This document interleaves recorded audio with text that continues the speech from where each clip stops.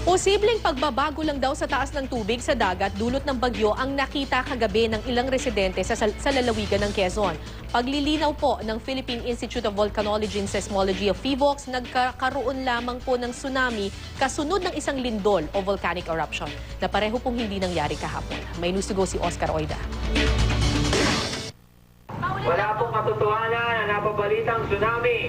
Ito po ay katang-isip lamang. Hindi tsunami, kundi maaaring tinatawag lang umanong sea level changes ang naobserbahan ng mga taong tila paghatak ng tubig sa dagat na nangyari sa lalawigan ng Quezon. Ito ang nilinaw ng Philippine Institute of Volcanology and Seismology of PHIVOLCS.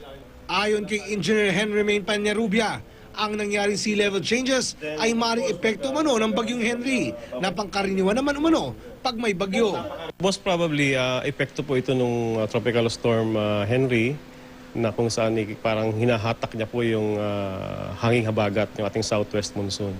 So nagkakaroon ng sea level changes na po pwedeng yun ang naobserbahan po ng mga tao.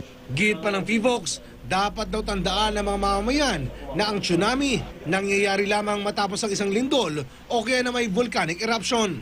Sa ngayon po, wala po tayong nare-record na earthquake for the past, not significant earthquake for the past 3, 4 hours, 5 hours, 6 hours.